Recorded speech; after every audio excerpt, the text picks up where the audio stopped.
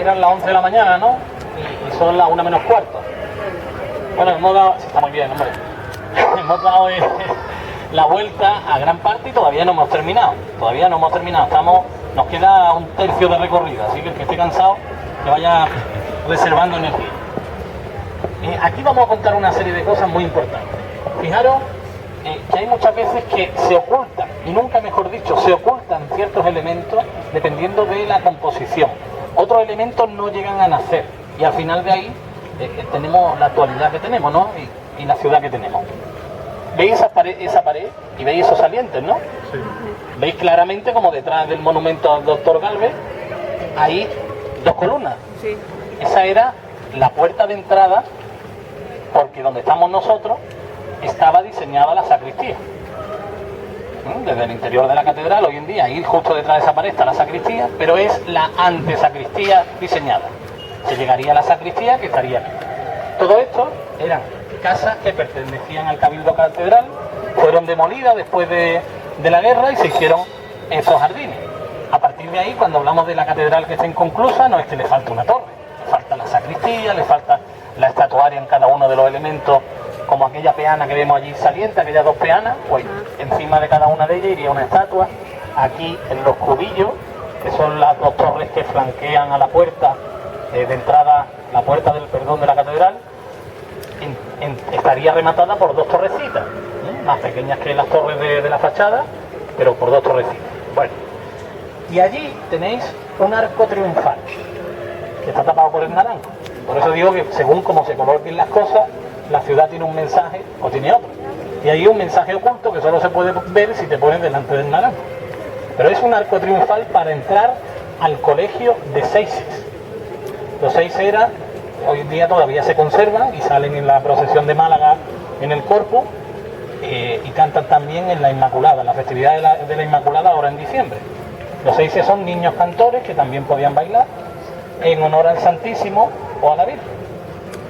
Eso se sigue conservando y tenían un colegio donde se educaban, era justamente ahí dentro, que también falta parte del edificio.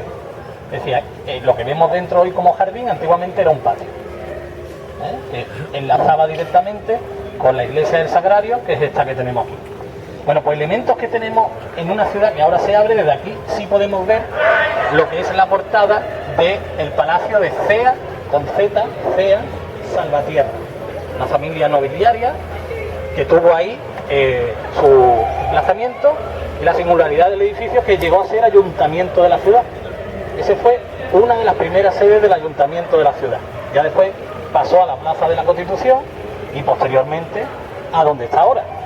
Entonces son privilegios que está ahí. Me preguntaban antes por lo de la argolla. Lo de la argolla, que quién otorgaba la argolla para poder colocarla, ¿no? El rey concedía el título nobiliario y a partir de ahí hay elementos que tú puedes decir son míos, como la argolla por privilegio, las cadenas, o el propio título y tu escudo, por supuesto, como veíamos antes con el arzobispo Moreno Monzón. Bueno, tenemos la portada de los Cea Salvatierra y la casa fue de la familia Galvez y Nachero, que Galvez y Nachero, además de ser alcalde de la ciudad, fue una de las personas más destacadas en cuanto a la enfermería y la ginecología.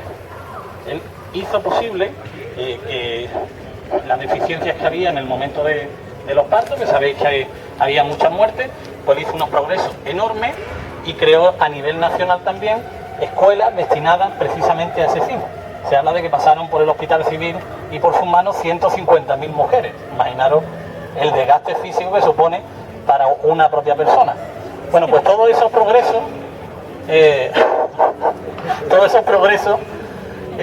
le hacen que ahora vaya a ser, está en proceso de beatificación. Es una persona muy piadosa, muy cristiana. Por las mañanas iba a rezar ante el Santísimo, por las tardes a rezar a María Auxiliadora, que de hecho el Hospital Galvez, que lo conocéis todos, ¿no? Ese no es el nombre oficial. El nombre oficial es Sanatorio María Auxiliadora. No lo conoce nadie así, pero él le puso ese nombre en honor a una de sus devociones. ¿Sabéis también quién era yerno de este hombre? Carlos Haya.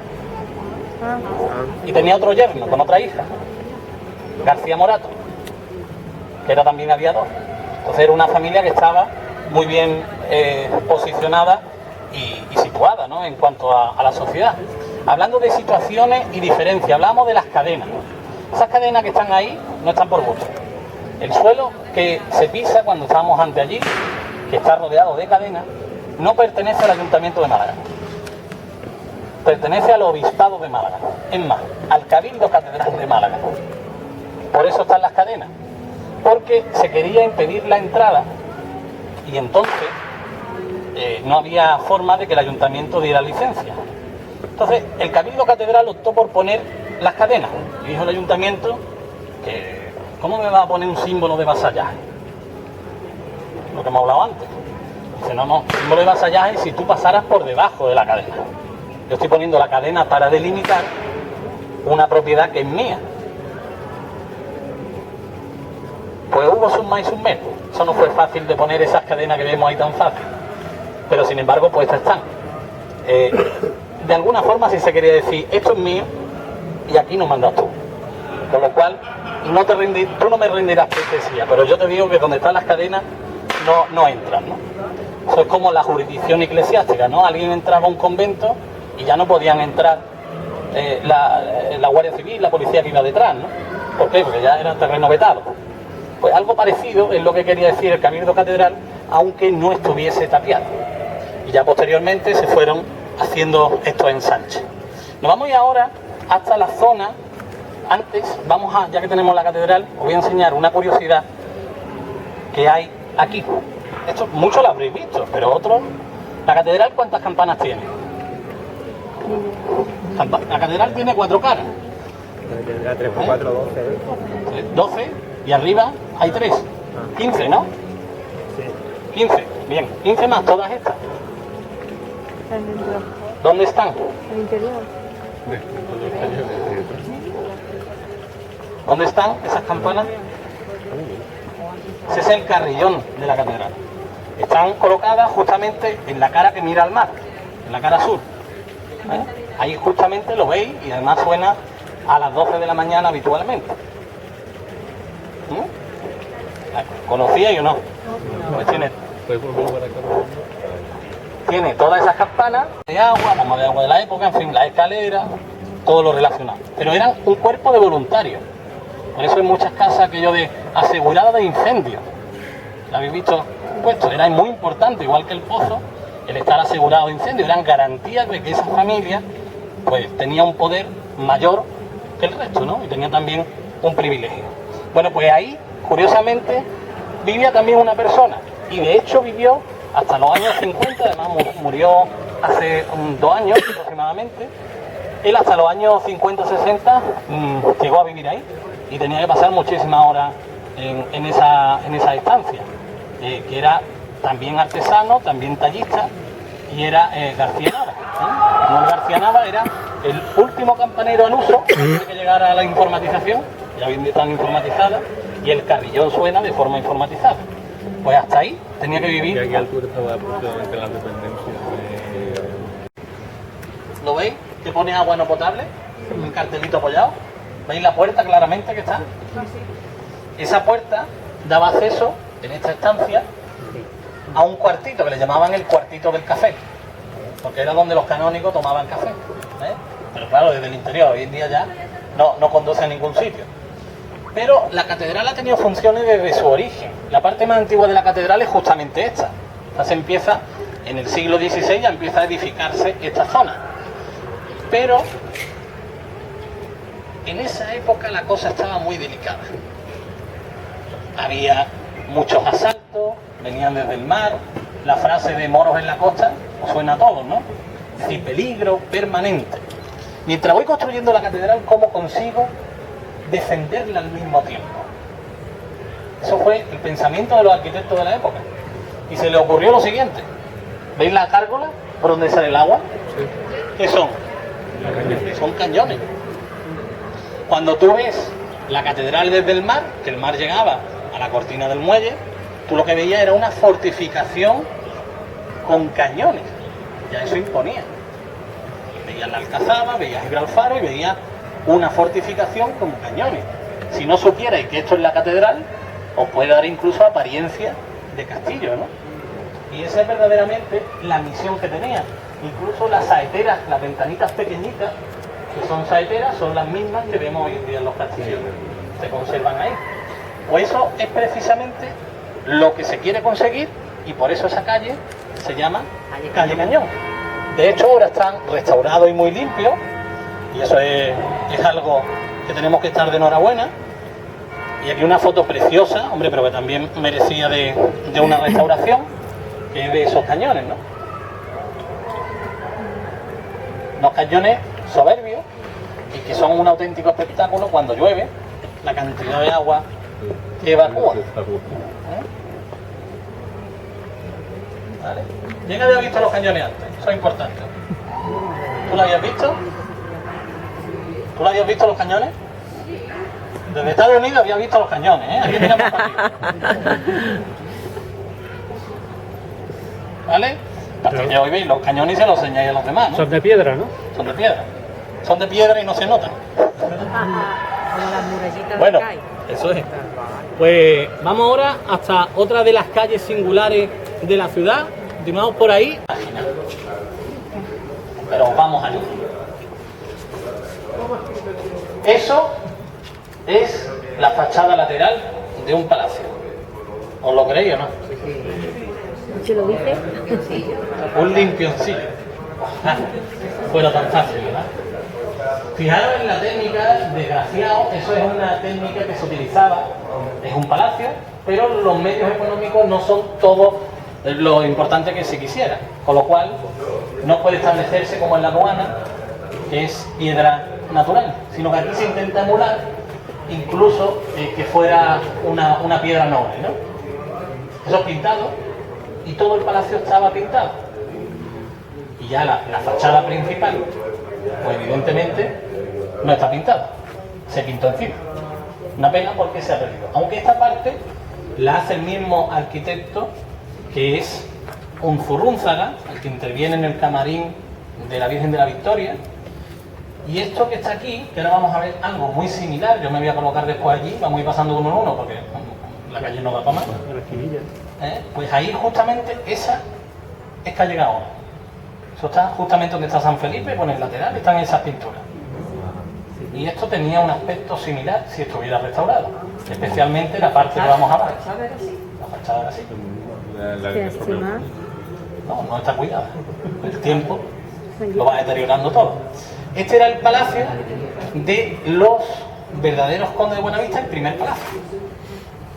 Conde de Buenavista y Villalcázar de Sirga es el título completo que ellos ya adoptan a través de casamiento, y posteriormente Conde de Mollina. El título posteriormente en 1915 se cambia a Buenavista de la Victoria, entonces ya es Conde de Mollina, Buenavista de la Victoria y Villalcázar de Sirga. Una cosa para recordarla. Pero era más bajito, no era de 4 plantas eso, ¿no? Ahora vamos a hablar de eso, pero desde allí que se ve por qué era de esa altura.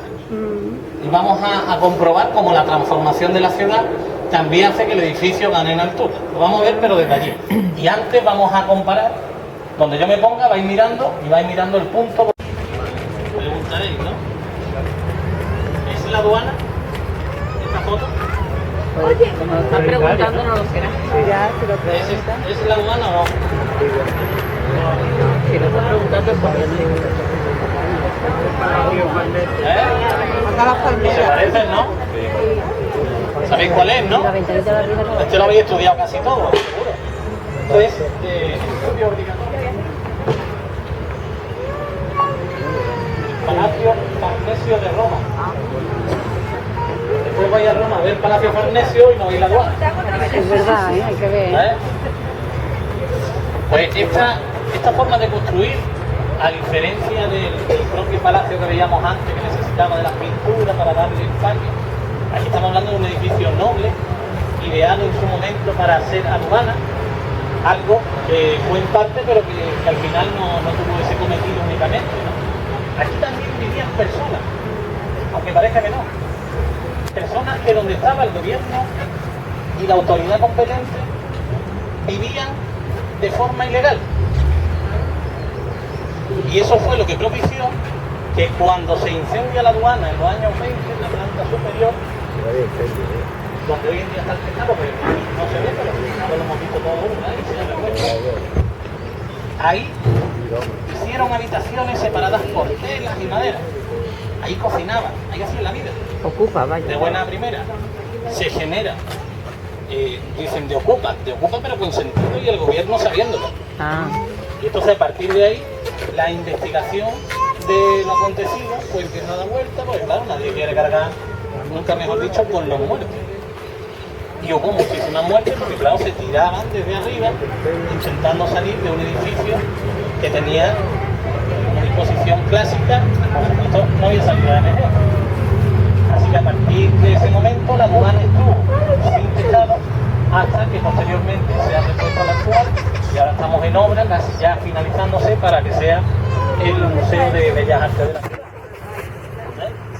En la aduana en sí tiene peculiaridades y muchas, y para los que no soy de Málaga, hay una llegada de la ¿vale? Por eso la cortina del muelle. Si llegaba el mar, y antes me preguntaba alguien, no recuerdo quién, lo de la altura del edificio, ¿quién era? La altura del edificio incluso 3 plantas, fíjate, un poquito mucho. ¿Por qué? Porque aquí estaba la muralla. Y tenía que tener una visión al puerto, un mirador, pero por encima de la muralla inclusive, para poder ver su mar. Entonces había que subir en altura. Y esas son las torres miradores, y hay ciudades como por ejemplo Cádiz, que tienen muchísimas torres miradores, ¿no? Aquí también las había, pero se han ido perdiendo muchas, porque la ciudad se ha transformado pues de una forma colosal. Aparte, sí. No, comerciantes, miradores, pero de comercio. Es decir, para saber que mis barcos están ahí, que están llegando, el internet del siglo XVIII. ¿Vale? Continuamos ahora en dirección a... ¿Qué hora es? Que vamos justo. 1:16. 1:16, vamos muy justo, vamos a tirar en dirección al Cazavilla. Porque era una casa del siglo XVIII, con un balcón precioso. Es singular que veáis que están los hierros colgando. Bueno, como elemento, ¿no? Pero no es lo que vamos a ver. La calle es estrecha y ahora vamos a hablar de aquel edificio. Aquel edificio, muchos lo habéis conocido, lo conocéis como el Palacio de los Galves, ¿no? Error, no es el Palacio de los Galves. Es el Palacio de Félix, las dos con S, Solesio. Solesio, apellido italiano, y él era el asentista que tenían los Galves en Marcharabiaya para la fábrica de naipes. ¿Qué ocurre? Que ese escudo sí es de los Galves. Estaba en el cementerio de Marcharabiaya y en el siglo XX, en los años 40, se lo trajo Ángeles Rubio Argüelles y lo colocó ahí porque temía de que se pudiera perder. Y a partir de ahí nace una confusión de que ese es el Palacio de los Galves. Pero tenemos todavía un testigo que nos dice que es el Palacio de los Solesios. Y es un sol. ¿Habéis visto el sol alguna vez del palacio? Está por una de las caras de aquí. Ahora lo veremos. ¿Sí? Un sol que precisamente había también. Los solecios eran naiperos, que era el nombre que recibían en Italia. Y a partir de ahí, pues ellos sus cartas las marcaban en el reverso con su propio sol. Y aparte, es una marca con prestigio en la época y en el mundo de los naipes. Pero Solesio dijo, me hace falta que me hagáis... Decíamos antes que no miramos hacia arriba, ¿no? Y que hay muchas cosas que no descubrimos. Hay veces que aunque no lo parezca, subo el volumen más, ya no puedo más. En la batería ya. Hay veces que aunque no lo parezca hay que mirar hacia el suelo. Fijaros las franjas negras que hay. Eso no es que se quedaran sin solería y buscaran retales. Tiene un significado, pero que tampoco está escrito en ninguna pared de la calle, ni siquiera en el suelo. Esta que estamos justamente aquí donde estoy yo es la barbacana. Y aquello era la muralla. Era la muralla defensiva de la ciudad. Es decir, de muralla hacia adentro estamos hablando que la ciudad tenía un comportamiento y de aquí hacia afuera tenía otro. Las casas apoyan en el muro de la ciudad, en la barbacana y en la muralla, y de esta forma se va componiendo la ciudad. Y ahora vamos a terminar la visita de hoy en uno de esos palacios que se hace a extramuros de la ciudad. Y allí vamos a ver una completa descripción, porque además es un edificio con dos singularidades que hoy nosotros damos como que son habituales, pero que en aquella época fueron una auténtica revolución. Y allí vamos a verlo, y una de ellas se puede ver todavía, y la otra os la voy a contar y os la voy a mostrar en una foto.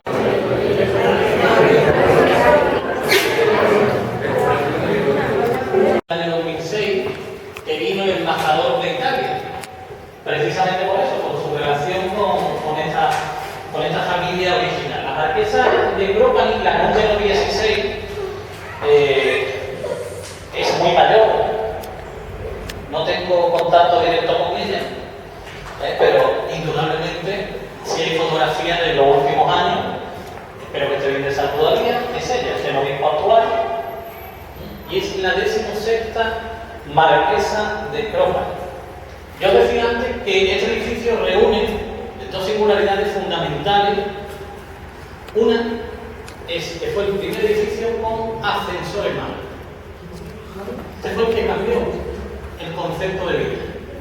Es decir, antiguamente las plantas principales eran las que estaban en el primer piso y el servicio o los alquilados vivían en el segundo, tercero, cuarto, porque no había que subir.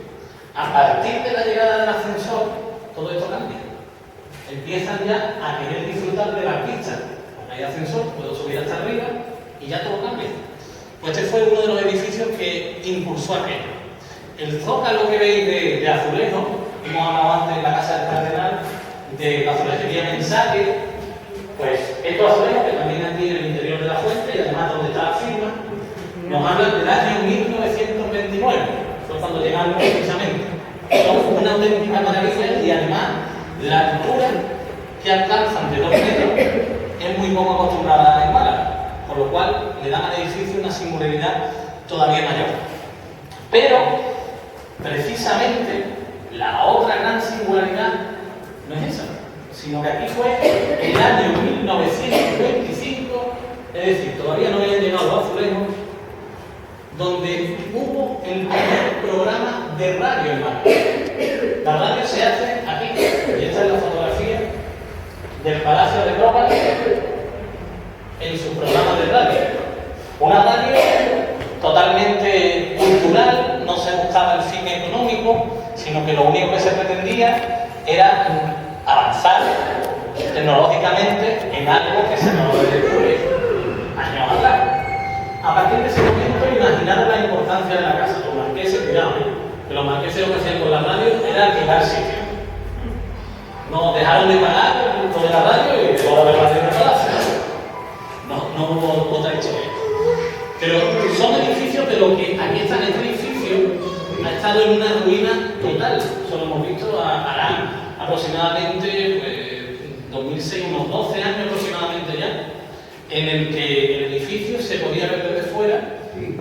Esto era un patio lleno de escombros, totalmente lleno de escombros, y un cartel en la puerta que ponía "me vende".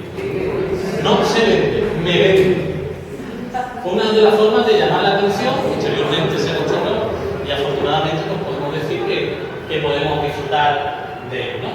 Cuestiones que están ahí, que merece la pena que conozcamos. Antes, como veníamos con el tiempo justo, habíamos quedado con Paco, que ha salido a hablar por teléfono, habíamos quedado 1:30 y queríamos cumplir en la hora. Pero estábamos en la aduana y allí casi vive Frank Sinatra. Y diréis por qué. ¿Por qué casi vive Frank Sinatra? Vamos a ver. Estoy dando las tablas yo. Divinamente, ¿no? Claro, tengo la tabla. Frank Sinatra vino a Málaga en los años 60, se fue al Hotel Pez Espada y en la parrilla es la zona de terraza del Hotel Pez Espada, le montaron una especie de trampa. Esto se ha sabido ya después, a ciencia cierta, gracias a Francisco Lancha, que falleció también hace un tiempo, y que la historia nos la habéis contado de una manera muy distinta porque ocurre en los años 60. España, época dictatorial, y a partir de ahí pues, hay ciertas cosas que no se cuentan, como después con perspectiva histórica se puede hacer. ¿Qué ocurre ahí? Le tienen una trampa. Esa trampa simplemente era la de hacer una fotografía con una mujer que no era la suya, en actitud cariñosa. Su mujer era muy celosa y claro, aquello podía haber resultado un fiasco. Pero aquello quedó en eso. Habla el director de los exponentes, se lo llevan al despacho. Todos sabéis del canal de Franciscana, cuando está sentado en el despacho, como en todos los despachos de la época, había una fotografía de Santos. Ve la foto, monta en cólera, ¡él tiene la culpa! Y a partir de ahí está el director de seguridad y el director de los... Ya hay dos testigos. Claro, callarse ya era delito, porque se está insultando al jefe del Estado en la época, el uno quiere decir que no es nada y el otro lo mismo. Con lo cual, eso no se sabe en la época. Lo que sí se sabe es que va a la aduana, es detenido y si no llega a pagar el efectivo en el momento, se hubiera quedado en Calabozo y hubiera tenido su presidencia durante un día allí. Lo que pasa es que pagó el efectivo. ¿Y qué hizo el gobernador? El gobernador lo único que hizo, que era lo que podía hacer, era multarlo con la máxima multa, porque le pidieron que fuera a la comisaría. No fue. Dice, bueno, entonces va a tener que venir a la propia aduana. Y a partir de allí, pues te vamos a decir lo que hay. Y que en 48 horas abandonara el país. Pero eso nunca se supo.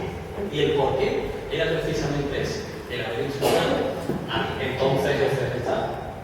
Fijaros cómo la historia se va componiendo gracias a esos capítulos que está ahí y que hay veces que parece que no, pero que indudablemente merece la pena de conocer porque le dan un contenido mayor a todo lo que estábamos hablando. Me preguntaba antes por la barbacana, me han preguntado dos veces, lo explico, la barbacana que hemos visto en el suelo y demás, señalado en negro. Para que nos podamos entender rápido, la muralla propiamente y una murallita pequeña. Ustedes queréis atacar la muralla negra, ¿de acuerdo? Tenéis que saltar primero la blanca. Pues mientras ustedes saltáis la blanca, yo desde la negra os puedo disparar con más facilidad. Esa era la función de la barbacana. Era una trampa, porque tú después caías en una hondonada, así tenías que subir, elevarte, bajar, me da una serie de ventajas que no es la misma que si esto no existiera. Y a partir de ahí, esa es la propia función de la barbacana. Afortunadamente, gracias a un proyecto que hubo con la Universidad de Milán, se fue señalando en esa calle que hemos visto, que es Ramón Franquelo, en la anterior que es Mateo de Guadiaro, en la posterior que es calle Granada y en calle Casalina. Si os fijáis bien en el trazado, pues veréis elementos tanto de la barbacana como de la propia muralla en sí. Y otro punto que no dejamos, si no podíamos llegar, es precisamente la casa de Pedro de Mena. La casa de Pedro de Mena, que la veis ahí en calle Afligido, que es una calle que no se llegó a terminar. Vamos a mirar de ahí que estamos cerquita. La parte roja, o la voy a ir pasando. La parte roja es el trazado de la calle que tiene dentro la casa de Pedro de Mena, el fecho de Toro. Y el trazado negro es la calle que hubo un proyecto para unir el puerto con la plaza de la Mesa. Claro, no se termina de habilitar y al final queda en la puerta de la casa de Pedro de Mena un ensanche donde se reconducen elementos de casa mesa. Pero la calle, sí saliente, queda en el interior y todavía se puede ver. Y está justamente detrás, cuando hemos visto el desgraciado y ha metido sagrados rodillas, ¿no? Pues ahí justamente desemboca esa calle, que ya he dicho, la calle está aquí, donde esa calle desemboca. Pero imaginaros la ciudad, como hemos ido viendo aspectos, como una calle estrecha puede vivir alguien, pero una calle ancha puede vivir alguien con más prestigio, ¿no? Todo eso va evolucionando, se ocurrió Calle Lario, Molinario, la propia calle Afligido, y la placa, si le dais la vuelta a la carpeta, hay una placa, a la carpeta que estáis pasando, le dais la vuelta, esa placa antes estaba en la fachada, que ahí dice que Pedro de Mena tuvo el taller. Hoy en día esa placa está dentro, afortunadamente, no está en la fachada, pero está dentro del museo. Si lo visitáis, merece la pena porque el trabajo de restauración y por supuesto las pinturas de Felipe de Oro son dignas de ver y de difundir. Así que ahora nos van a poner por aquí una copita de vino que estuvo ahí y podremos disfrutar también un poquito de la estancia, nos relajamos y ya damos por concluida la visita. Muchas gracias a todos por asistir.